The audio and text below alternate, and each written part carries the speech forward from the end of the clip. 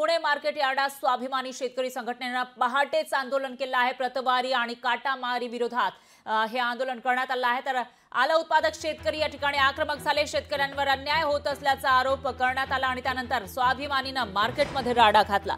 सरकारने घोषणा केल्यानंतर सरसकट आलं खरेदी होत नसल्याचा आरोप करण्यात आला आहे। त्यामुळे शेतकरी संकटात सापडलेले आहेत। तर पुण्यातील आलं वाहतूक रोखली आणि गाड्यांची तोडफोड सुद्धा या ठिकाणी करण्यात आली आहे। आल्याचा पुणे मुंबईचा पुरवठा थांबवण्याचा इशारा स्वाभिमानीने दिलाय। पहाटेच्या सुमारास इथं आंदोलन करण्यात आलं आहे। पुण्यातल्या मार्केट यार्ड परिसरातली ही दृश्य आपण बघू शकतोय। आलं उत्पादक शेतकऱ्यांवर अन्याय केला जातोय। सरकारने घोषणा केली मात्र त्याची खरेदी केली जात नाही आणि त्यामुळे शेतकरी संकटात सापडल्याचा आरोप यावेळी करण्यात आला।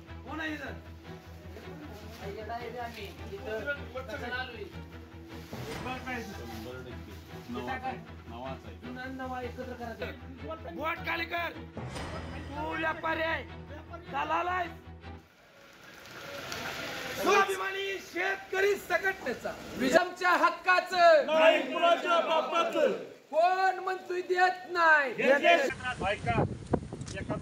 आज जसं आम्ही पुणे मार्केटला आलोय तसं आम्ही औरंगाबादला जाणार आहोत आणि मुंबई मार्केटमध्ये जाणार आहोत आणि आम्ही आमची बाजू सरकारच्या कानावर पोचतोवर हा सरसकट सौदे झाले पाहिजेत ही भूमिका लावून धरणार आहोत।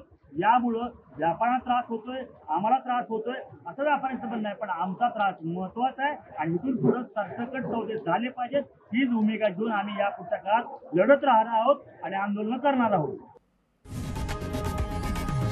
लोकशाही मराठी ऐका, पहा, जागरूक रहा।